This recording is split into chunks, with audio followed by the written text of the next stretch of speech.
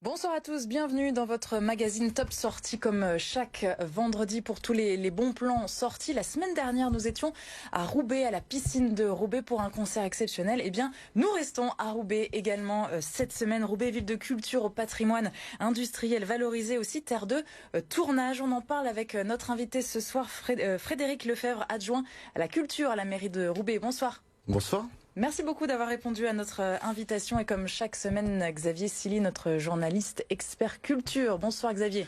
Bonsoir Marie et bonsoir à vous. Bonsoir. Et on commence tout de suite en prenant la direction bien sûr de Roubaix.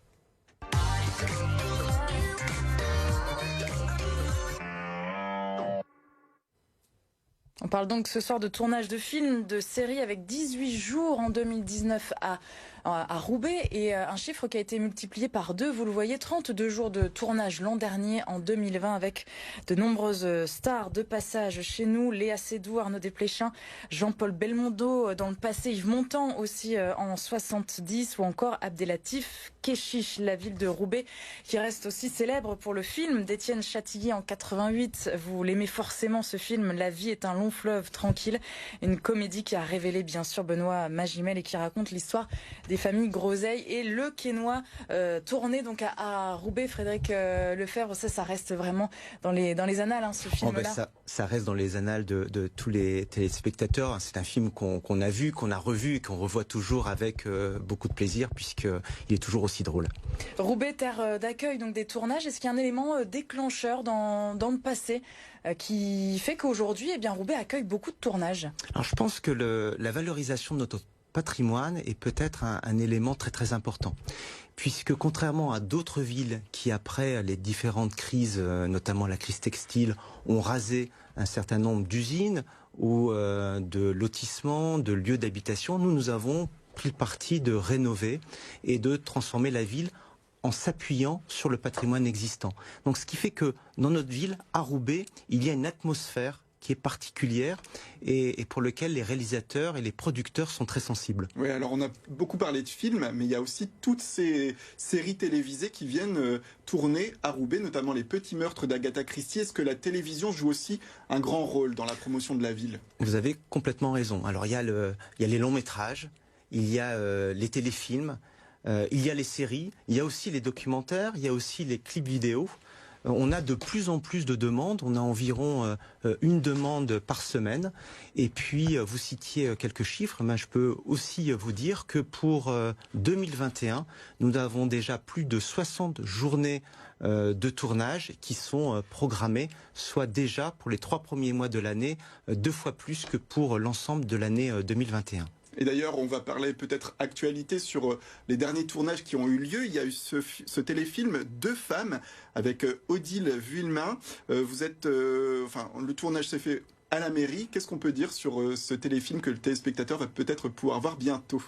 Alors c'est évidemment un très très bon souvenir. L'hôtel de ville a été transformé pour l'occasion en tribunal. Donc nous qui sommes habitués à notre hôtel de ville, c'était assez amusant de voir nos lieux de travail transformés, oui. Évidemment. Et puis ça a été finalement en plus un tournage assez long dans l'hôtel de ville qui a duré plusieurs jours avec une équipe de tournage assez nombreuse. Et c'était assez passionnant de vivre ça à côté des comédiens et de l'équipe de production. Vous le disiez, des tournages donc qui se multiplient là ces temps-ci, ces derniers mois, même en pleine crise sanitaire. Du coup, même le début de la crise l'an dernier, ça n'a pas stoppé le développement des projets à Roubaix pour les productions? Lors du premier confinement, effectivement, les tournages ont été stoppés. En revanche, pour le second confinement et aujourd'hui, les tournages peuvent avoir lieu puisqu'ils sont considérés comme une activité professionnelle comme les autres professions. Et voilà, effervescence en matière de 7e art dans la ville de Roubaix, ce qui a induit la municipalité, le téléspectateur va peut-être l'apprendre, à amener une chargée de promotion et de l'accueil des tournages. Il s'agit d'Alice Maïka.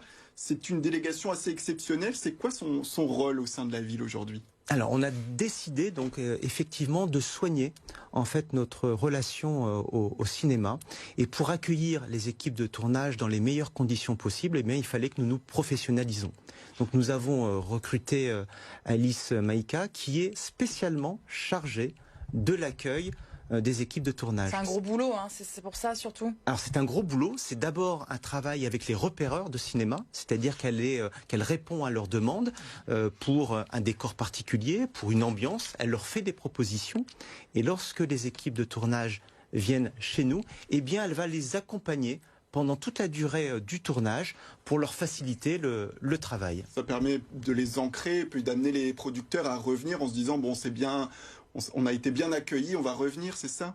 Alors oui, et puis surtout ça permet aussi de les aider sur des sujets un peu techniques. Je me souviens que nous avions eu une demande particulière qui avait été formulée à l'équipe de la voirie de la ville de Roubaix. C'était une scène qui se déroulait sous un pont où l'équipe de réalisation du film nous avait demandé d'humidifier le sol pour qu'il y ait des reflets, des jeux de reflets avec les acteurs. Donc l'équipe de la voirie avait arrosé la voirie pour permettre la réalisation de cette scène.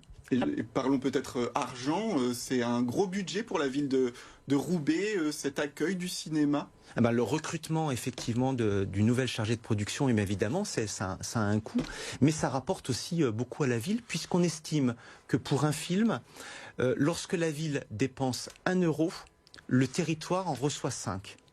Donc c'est évidemment très bon pour l'hôtellerie, c'est très bon pour la restauration, c'est très bon aussi pour l'emploi local, puisqu'en fait un film qui se déroule à Roubaix, eh bien c'est l'emploi d'intermittents du spectacle dans le domaine technique, et puis c'est l'emploi de figurants.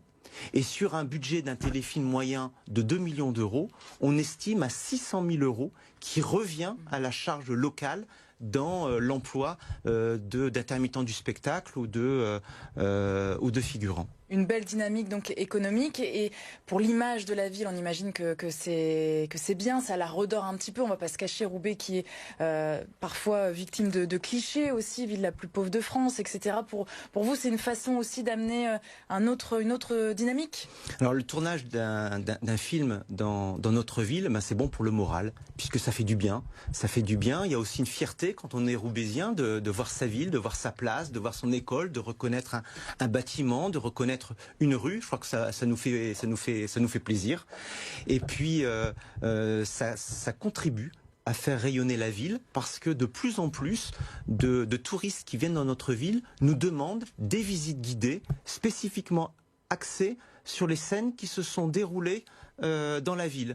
Donc l'Office de tourisme vient de créer un circuit spécialement adapté où on fait la tournée des lieux de Quels sont tournage. ces lieux plébiscités? Alors les producteurs, les cinéastes plébiscitent quel lieu à Roubaix? Alors généralement les grands bâtiments, vous citiez tout à l'heure l'hôtel de ville, il peut y avoir la condition publique, et puis le parc Barbieux, et puis vous pouvez aussi avoir des lieux comme des lieux d'immeubles aussi, de courets.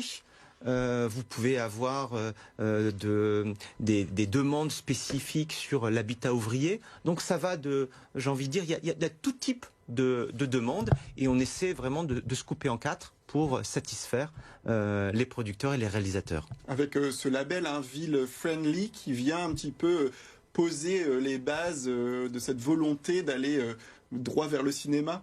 Voilà, donc Roubaix fait partie de ce réseau de Pictanovo, Film Friendly, qui regroupe aujourd'hui un peu plus d'une dizaine de villes dans les Hauts-de-France. On peut citer Amiens, on peut citer Arras, et ensemble, eh bien, on propose donc aux producteurs l'idée de venir installer leurs caméras dans les Hauts-de-France, parce que les Hauts-de-France. Une petite concurrence sympathique avec les autres villes justement de la région. Non, il y a plutôt une émulation, ouais. et je crois que c'est une vision très très forte de la région, du conseil régional et du président de Pictanovo, qui est également le maire de Roubaix. C'est de dire que finalement, en facilitant le travail des équipes de production, eh bien, on peut multiplier les tournages, et c'est l'ensemble de la région qui bénéficie de ces tournages. Et c'est plutôt une réussite, puisque le nombre de tournages dans la région Hauts-de-France a explosé ces dernières années. Ouais, les tournages, mais également les tournages de clips de musique. On a reçu Louane sur ce plateau, on a également reçu Voyou. tous les deux ont tourné à la piscine de Roubaix, au musée. Voilà, c'est de plus en plus prégnant ce côté artiste musical qui vient dans la ville. Oui, on est très content. On est très content puisque en fait, ça touche aussi la jeune génération. Louane ou les rappeurs, etc. Lorsqu'ils viennent vers nous en disant voilà, on souhaiterait réserver un lieu pour tourner un clip, etc. Nous, on est très fiers parce que ça permet aussi de rendre notre ville attractive auprès des jeunes publics et pour nous c'est très important. Je vous rappelle que 50% de la population roubaisienne a moins de 30 ans, donc elle est forcément très sensible aux rappeurs. On peut citer le rappeur Gradure qui est de Roubaix, qui a reçu une victoire de la musique il y a quelques semaines. Ça aide aussi à attirer les jeunes. Absolument. Et à chaque fois que Roubaix est choisi par un rappeur ou par Louane, donc dans un autre style de musique, ben c'est toute la ville qui bénéficie de cette exposition. Merci beaucoup Frédéric Lefebvre. On pourra en parler des heures évidemment de culture et de cinéma.